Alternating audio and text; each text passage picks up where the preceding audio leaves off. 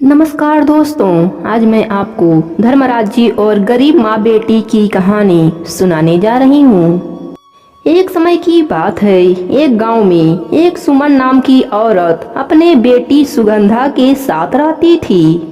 सुमन के पति का स्वर्गवास हो गया था। इस कारण परिवार का आर्थिक स्थिति बहुत खराब था।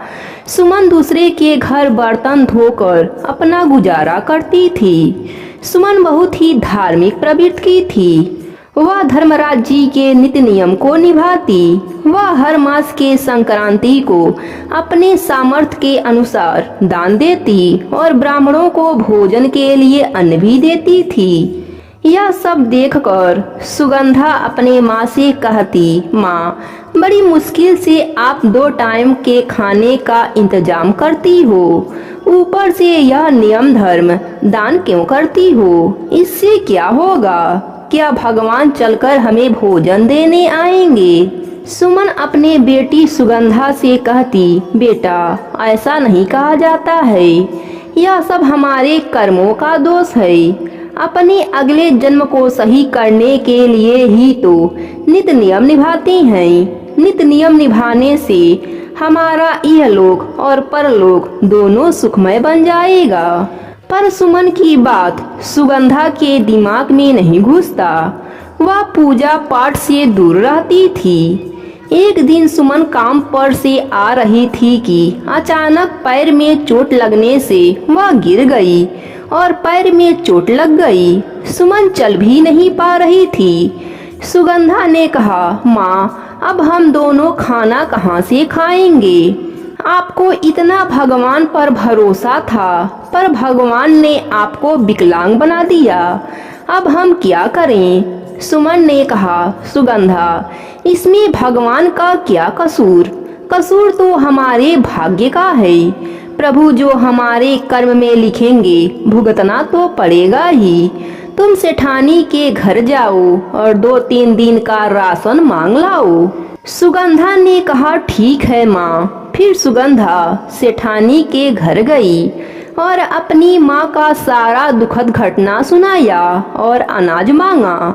सेठानी बड़ा ही घमंडी थी। उसने कहा, तुम्हारी माँ नाटक कर रही है ताकि उसका सारा काम मुझे करना पड़े और ऊपर से उसे अनाज भी चाहिए। मैं इतनी दानी नहीं हूँ, तुम जा सकती हो यहाँ से। सुगंधा रोते रोते अपने घर आने लगी कि तभी रास्ते में उसे एक साधु बाबा मिले। सुगंधा से बोले, बेटा, तुम क्यों रो रही हो?